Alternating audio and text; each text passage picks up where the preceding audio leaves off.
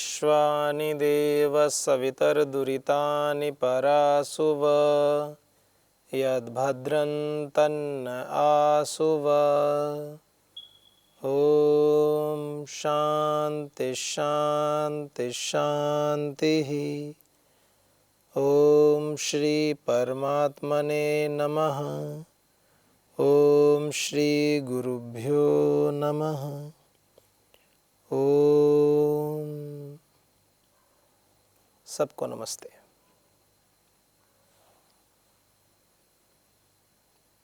मनुष्य का आत्मा सत्य और असत्य का जानने वाला है।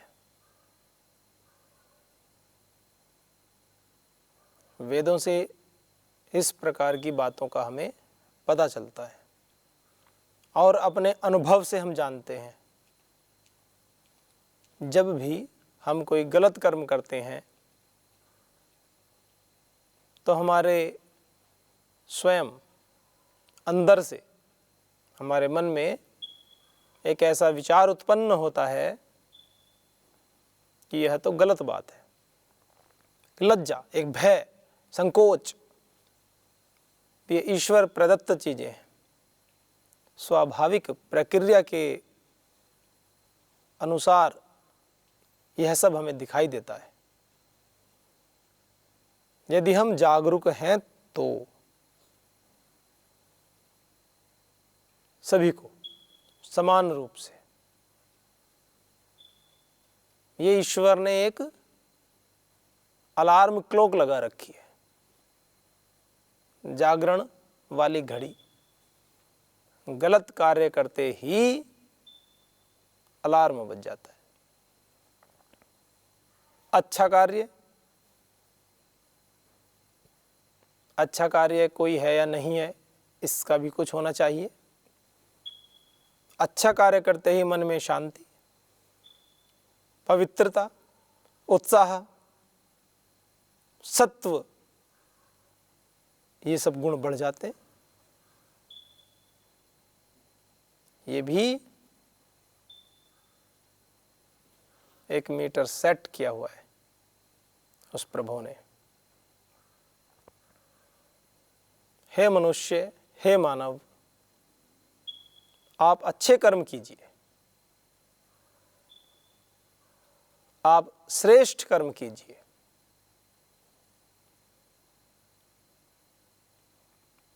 परम श्रद्धेय प्रातः स्मरणीय पूज्य श्री स्वामी जी महाराज कहते हैं कि श्रेष्ठ कर्म भी कैसे? पराकाष्ठा में, प्रचंड पुरुषार्थ की पराकाष्ठा का सातत्य ही सफलता का मूल मंत्र है। चिंतन कीजिए, शब्द नहीं है। ये सुना कि अच्छी सी पंक्ति बोल दी, अच्छी बात है।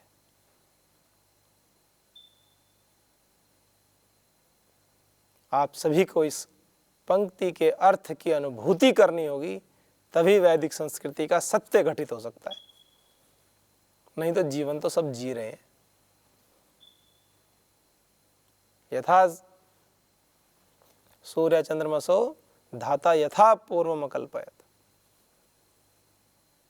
सूर्य चंद्रमसो धाता, धारण करने वाले परमात्मा ने इसको तो पहले से कर ही रखा है। यथा पूर्वम, जैसे पूर्व कल्पों में था ऐसे ही इस बार भी, ऐसे ही आगे भी होगा। सूर्य पूरब से निकलता है तो पूर्व दिशा से ही निकलेगा, पश्चिम में ही अस्त होगा। ऐसे नहीं हो सकता किसी काल में, किसी सृष्टि क्रम में कि सूर्य पश्चिम से उदय हो जाए और पूर्व में अस्त हो जाए या दक्षिण से उदय हो जाए। विधान है, एक नियम है, तभी तो वैदिक संस्कृति ऐसी थोड़ी ना मानते हैं। हम सभी मानते हैं, कोई प्रकट करे या ना करे, वेद के विरुद्ध तो आप जा नहीं सकते। हाँ, जिसने पढ़े ना हो, इधर उधर की बातें सुन करके, गलत अर्थों को जान करके कोई भटक गया हो, उसको भी ठीक ठीक मार्ग पर आ जाना चाहिए। कोई मेले में भटक जाता है ना, तो केंद्र होते हैं, खोया पाया केंद्र। तो फिर कोई भी व्यक्ति उनको ले जाकर खोया पाया केंद्र पर भेज देते हैं, वहाँ से वो अनाउंस कर देते हैं, संबंधित व्यक्ति के बच्चे के माता पिता आकर के ले जाते हैं। फिर वो कुछ डॉक्यूमेंट्स चेक करते हैं, कुछ पूछते हैं उनसे, ऐसे नहीं देते केवल कि वो कहें आकर ये हमारा बच्चा है। बच्चे से भी पूछेंगे और उससे इतर भी कुछ प्रश्न करते हैं ताकि ठीक ठीक पता चल जाए। ऐसे ही तो होता है। तो संस्कृति में जीना, संस्कृति विधों में यही संदेश देती है, ठीक ठीक जीना, सत्यों को ठीक ठीक जानना।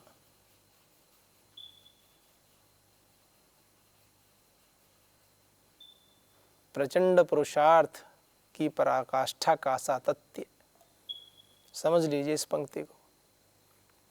माने वैदिक संस्कृति का मूल मंत्र अगर है तो आप इस पंक्ति में पा सकते हैं। प्रचंड पुरुषार्थ की पराकाष्ठा का सातत्य सफलता का मूल मंत्र है। जीवन सफल हो जाएगा। और मनुष्य के जीवन की सफलता क्या है? मनुष्य के जीवन की सफलता निर्भर करती है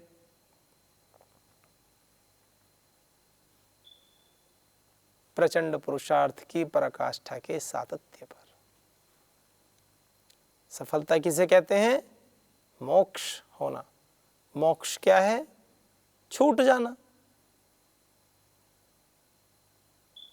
छूट जाना। मोक्ष का अर्थ क्या होता है? मुचलिरी धातु का छूट जाना। किससे छूट जाएं? हमारा मोक्ष हो जाए, हम मोक्ष में चले जाएं। मोक्ष तो जीते जी भी हो सकता है। हमारे सभी शास्त्र, सभी वैदिक वाङ्मय जो है ये मोक्ष प्रदान करने वाला है। जीवित व्यक्ति यदि मोक्ष पाना चाहते हैं, वैदिक शास्त्रों को पढ़ें, जीते जी मोक्ष हो जाएगा। एक रूढ़िवादी विचारधारा बन गई। रूढ़ी, रूढ़ी किसे कहते हैं? एक एक शब्द का ज्ञान हमें यदि ठीक ठीक होता है तो विषय बहुत अच्छे से समझ में आता है, ज्ञान बैठ जाता है, ठहर जाता है, रुक जाता है, टिक जाता है। दो ही बातें, या तो ज्ञान टिकेगा या अज्ञान टिकेगा। ज्ञान टिक जाएगा, अज्ञान आएगा ही नहीं। किसी को ज्ञान हो गया, 2 में 3 को जोड़ दें तो 5 होता है, ये ज्ञान हो गया, ठीक ठीक ज्ञान हो गया। उसके मस्तिष्क में, बुद्धि में ये बात बैठ गई। उसने बहुत सारे उदाहरण कर लिए, इसका व्यवहारिक प्रयोग कर लिया। यह बात उनके ज्ञान में ठीक ठीक बैठ गई कि 2 और 3 5 होते हैं, 2 + 3 = 5। अब कोई कितना ही कहते रहो, अज्ञान पूर्वक कोई कितना भी बोलते रहो कि 2 + 4 = 5, मानेगा ही नहीं। 2 + 7 = 5, संभव ही नहीं है, सवाल ही नहीं उठता। माने विषय का ज्ञान यदि ठीक हो जाए तो उस विषय में व्यक्ति को कोई भी अज्ञान पूर्वक कोई भी बात कहे तो उसकी विवेक बुद्धि उसको सीधा मार्ग दिखाती है। यह विशेषता है हमारी वैदिक संस्कृति की, हमारी समझ को ठीक कर देती है। हम जीवन के किसी भी पथ पर विचलित नहीं हो सकते। हमें ठीक ठीक विवेक करना आ जाता है, हमारी विवेक बुद्धि उत्पन्न हो जाती है, हमें परिस्थितियों में सामंजस्य बनाना आ जाता है। हमें पता चलने लगता है कि वेदानुकूल आचरण क्या है, वेद विरुद्ध आचरण क्या है। हम अपने सत्य सिद्धांतों पर दृढ़ हो जाते हैं, हम वेदोक्त जीवन जीने लगते हैं, हमारा जीवन वेदमय जीवन बन जाता है। यह सुंदरता है वैदिक संस्कृति की, समझ विकसित कर देती है। ये सब होता कैसे है? तो इस पंक्ति में तो सार दिया है। प्रचंड पुरुषार्थ की पराकाष्ठा। प्रचंड पुरुषार्थ, प्रचंड पुरुषार्थ कैसा? पुरुषार्थ, पुरुषार्थ। कितना सुंदर शब्द है ना। वैदिक वाङ्मय ने ऐसे ऐसे शब्द दिए हैं कि एक एक शब्द में पूरा सागर समाहित है। पुरुषार्थ, जितने भी शुभ पुण्य कर्म किए जाते हैं सभी पुरुषार्थ की श्रेणी में आते हैं। सत्व को बढ़ाने वाले जितने भी कर्म हैं सभी पुरुषार्थ की श्रेणी में आ जाएंगे। प्रत्येक कर्म जो इस सृष्टि में वेदोक्त परंपराओं को बढ़ाने वाला है वह प्रत्येक कर्म पुरुषार्थ के अंतर्गत आ जाता है। पुरुषार्थ कई प्रकार के होते हैं, अनेक प्रकार के, विविध प्रकार के, विभिन्नता के साथ में हम इस विषय को जान सकते हैं। पुरुषार्थ पुरुष के प्रयोजन के लिए, पुरुष के लिए, पुरुष है प्रयोजन जिसका, ऐसे कर्म सभी पुरुषार्थ की श्रेणी में आते हैं। आत्मा को प्राप्त करना, आत्मा को पाना, आत्मा को पाने के लिए, स्वयं को पाने के लिए, अपने अंदर बैठे उस परमपिता परमात्मा की अनुभूति करने के लिए जो भी कर्म किए जाते हैं सभी पुरुषार्थ की श्रेणी में आते हैं। यश और पुण्य बढ़ाने वाले जो भी कर्म हैं अंततः जिससे हमारे आध्यात्मिक चेतना का विकास हो सभी पुरुषार्थ की श्रेणी में आते हैं। एक विचारधारा से हट करके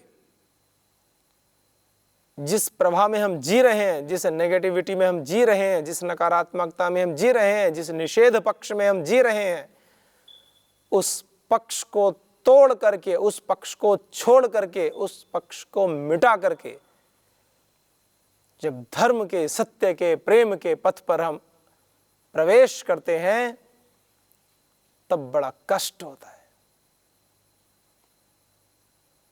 तो एक सहज धारा को हटा करके जब थोड़ा सा विशेष प्रयत्न किया जाता है उसको पुरुषार्थ कहते हैं। पुरुषार्थ। हम योग नहीं करते हैं, हमें सहजता हो गई है आलस्य में जीने की, निद्रा में जीने की, प्रमाद में जीने की। हम उस प्रमाद को 10 साल, 20 साल, 30 साल, 40 साल, 50 साल के उस प्रमाद को भस्मीभूत कर दें और नव ऊर्जा का संचार करें। प्रातःकाल उठकर भोर में दैनिक जो भी दिनचर्या है नित्य कर्म आदि से निवृत्त होकर के योग करें, प्राणायाम करें, आसन व्यायाम करें, उस परमपिता परमात्मा की, उस प्रभु की उपासना करें। तो एक बहुत बड़ा समय जो बीत गया है जिसमें हमारे अभ्यास खराब हो चुके हैं, उन सभी अभ्यासों को तिलांजलि दे करके, उन सभी अभ्यासों को छोड़ करके शुभ कर्म करने के लिए जो आप पुरुषार्थ करेंगे उसको पुरुषार्थ ही कहेंगे। जो भी आप प्रयत्न करेंगे वो पुरुषार्थ की संज्ञा में आएगा।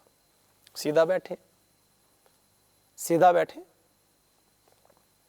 ऐसे बैठने का अभ्यास हो गया है, झुक करके बैठते आए हैं पहले से, कई कई घंटे बैठ सकते हैं, अनेकों, पूरा दिन बैठा लो, ऐसे बैठ जाएंगे। लेकिन कहीं मेरुदंड सीधा करके और ठीक से बैठो, ऐसे खूब सीना तान कर भी नहीं और बिल्कुल ढीले भी नहीं, सामान्य सहज। ये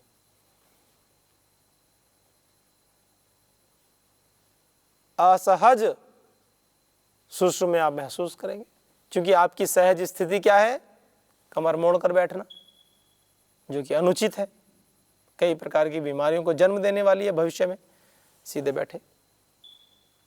तो सीधा बैठने के लिए 5-10 मिनट के बाद में आपको पुरुषार्थ पूर्वक बैठना होगा, आप प्रयत्न पूर्वक बैठना होगा। उसके लिए आपको पुरुषार्थ करना होगा। हल्का हल्का सा मीठा मीठा दर्द शुरू होगा, पैरों में दर्द शुरू होगा, हल्का सा कमर में दर्द शुरू होगा, होने दो, क्या दिक्कत।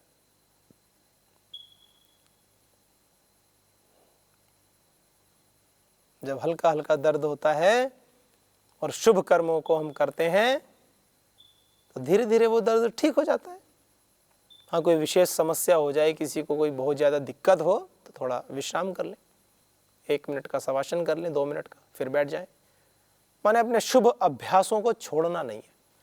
10 मिनट, 15 मिनट, 20 मिनट धीरे धीरे अभ्यास बढ़ाएं। ऐसा नहीं कह रहा हूं कि एक दिन बैठ जाओ 5 घंटे, अगले दिन कमर ही दर्द करने लगे, ऐसे नहीं। विवेकपूर्ण तरीके से, विवेकपूर्ण तरीके से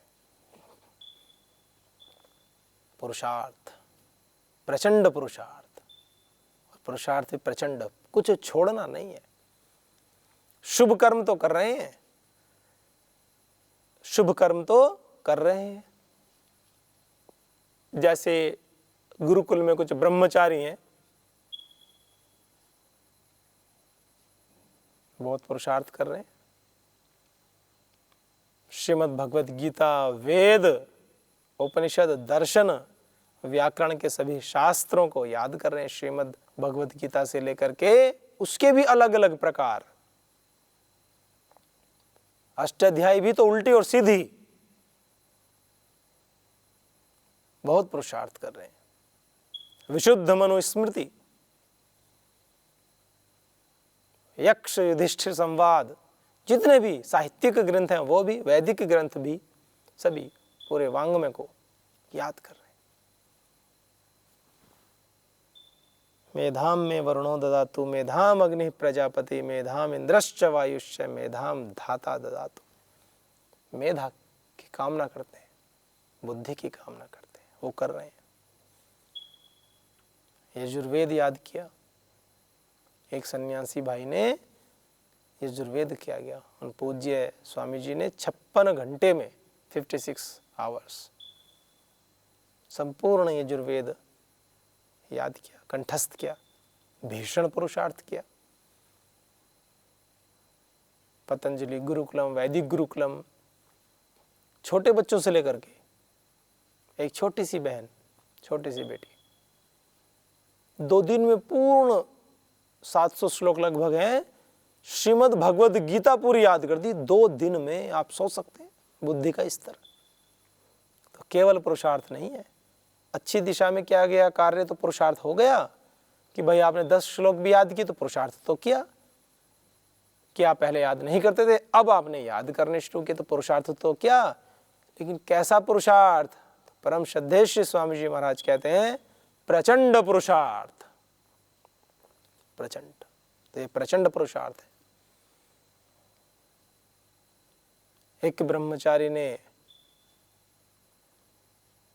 पूरी मनुस्मृति याद की 2 दिन में, समस्त श्लोक 500, 600, 700 श्लोक एक दिन में याद करना,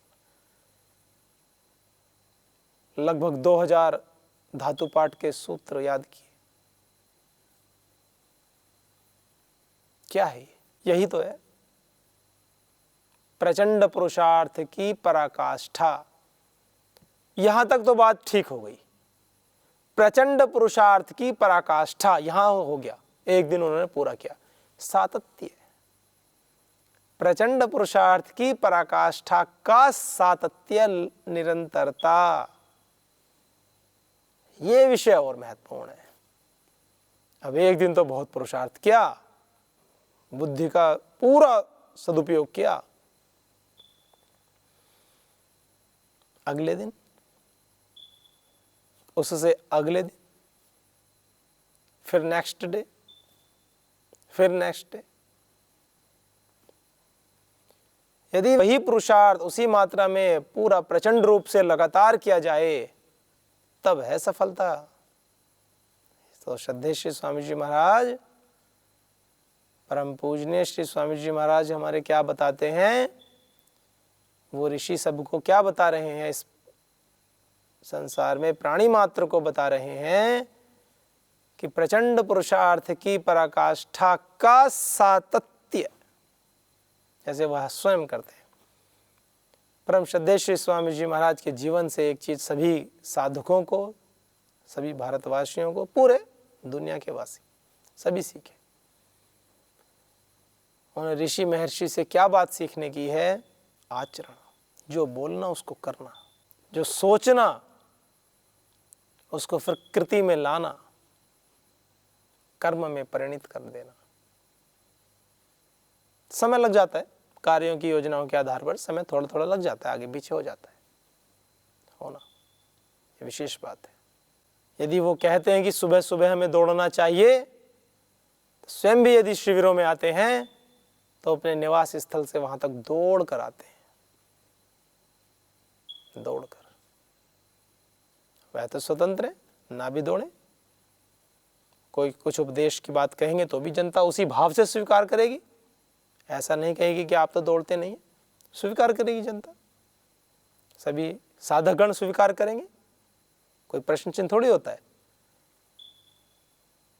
सही बात है, अच्छी बात बता रहे हैं, और जब समय मिलता है वो दौड़ भी लेते, ऐसा हम मान भी लेंगे। श्रद्धा में, निष्ठा में कोई कमी नहीं आएगी, लेकिन वो आचरण से सिखा रहे हैं।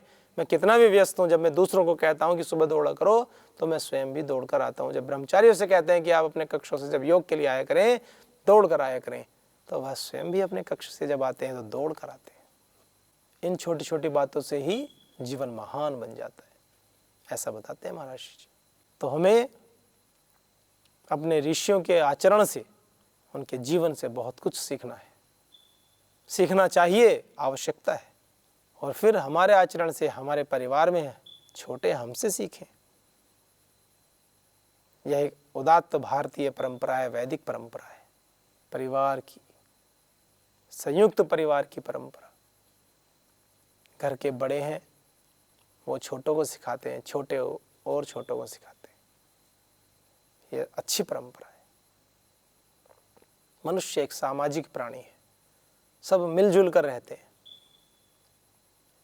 किसी की बॉन्डिंग किसी से अच्छी है, किसी का संबंध किसी से बहुत अच्छा है, और घर में 10 प्रकार के व्यक्ति हैं, 10 प्रकार की विचारधारा है। विचारधारा तो मुख्यतः वैदिक विचारधारा होनी चाहिए, फिर भी सामान्य रूप से कह रहा हूँ, व्यावहारिक पक्ष को देखते हुए। तो सामंजस्य बैठ जाता है, किसी के विचार किसी से अधिक मिलते हैं, कम मिलते हैं, तो बैठ जाता है। अब 2 ही व्यक्ति घर में, दोनों के विचार ना मिले तो सामंजस्य बैठेगा नहीं, तकरार हो जाएगी, लड़ाई झगड़ा शुरू। जीवन में आनंद, जीवन की जो तरंग है, जो झंकार है, जो आंदोलित करती है हमें अंदर तक, अनुनादित करती है, वो अनुनाद, वो झंकार, वो अनुभूति वो नष्ट होने लगती है, तनाव भर जाता है, अवसाद भर जाता है जीवन। परिवार जब बड़ा होता है, संयुक्त होता है, घर के बड़े साथ में रहते हैं, तो एक अजीब, एक अलग ही, एक विशेष उत्साह बना रहता है हमेशा। कोई कितना ही बड़ा हो जाए, कोई 70 साल के व्यक्ति भी है और उसके सामने उनके 90 वर्ष के या 100 वर्ष के पिताजी भी है ना, तो उन 70 साल के बुजुर्ग व्यक्ति को, जो किन्हीं के दादाजी, परदादाजी, नाना जी, पर नाना जी हो चुके हैं, उनको, उन पर नाना जी या पर दादाजी के भी यदि पिताजी जीवित हैं, तो उनके मन में अपने प्रति अभी ये भाव रहेगा, मैं तो पुत्र हूं, क्योंकि मेरे पिताजी जीवित हैं, और वो अपने आप को कभी वृद्ध महसूस ही नहीं करते, क्योंकि वो पुत्र है ना। पिता के सम्मुख पुत्र ये थोड़ी कहेगा कि पिताजी मैं वृद्ध हो गया, ये भाव ही नहीं आता, आ ही नहीं सकता। पुत्र कितना भी वृद्ध हो जाए, पिता के सम्मुख पुत्र ही रहेगा, और वृद्धावस्था उसको कभी आएगी नहीं पिता के सामने यदि है तो। ऐसी परंपराएं हमारे यहाँ,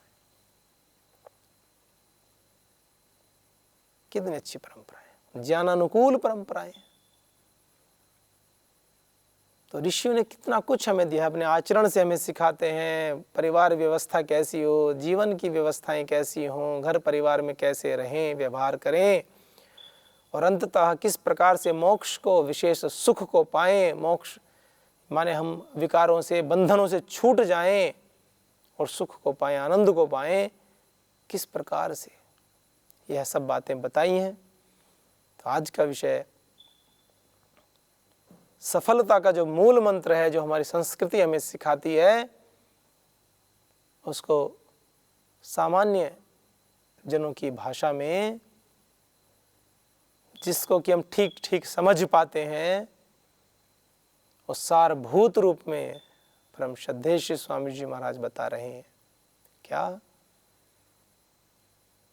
प्रचंड पुरुषार्थ की पराकाष्ठा का सातत्य ही सफलता का मूल मंत्र है। ऋषि वामदेव ने क्या किया उपनिषद में? आप क्या सोचते हैं गर्भावस्था में उनकी जो स्थिति थी कि उन्होंने अपने समस्त जन्मों को देख लिया कि मैं बंधनों में रहा और अब मुझे बंधनों में नहीं रहना है, अब मुझे उस अमृत तत्व का अधिकारी होना है, उस मोक्ष के लिए मुझे अधिकारी होना है, तो अमृतः समभवत, मोक्ष के अधिकारी हो गए। कैसे? पूर्व जन्म में उन्होंने प्रचंड पुरुषार्थ किए हैं इस दिशा में, तो इस जन्म में परिणाम स्वरूप उनको फल मिले। प्रचंड पुरुषार्थ की पराकाष्ठा का सातत्य ही सफलता का मूल मंत्र है। जन्म मरण के बंधन से मुक्त होना भी तो सफलता है, और इस सर्वश्रेष्ठ सफलता का जो मूल मंत्र है वह भी, और व्यावहारिक प्रयोगों में, भौतिक जगत में भी और आध्यात्मिक जगत में भी यह पंक्ति एकदम सटीक बैठती है, एक्यूरेट बैठती है। प्रचंड पुरुषार्थ की पराकाष्ठा का सातत्य ही सफलता का मूल मंत्र है। आप सब भी अपने जीवन में पुरुषार्थ को बढ़ाएं, प्रचंड पुरुषार्थ को बढ़ाएं, प्रचंड पुरुषार्थ की पराकाष्ठा तक जाएं और उसमें निरंतरता लाएं। सफलता आपके द्वार पर आ जाएगी। आप सभी के जीवन में सफलता आए, सभी सफल बने, सभी को अपने ऊपर गौरव हो, आत्म गौरव में सब जिएं। इन्हीं शुभ भावनाओं की, इन्हीं शुभ कामनाओं के साथ आज के इस अंक को यहीं पर विराम देते हैं। ओम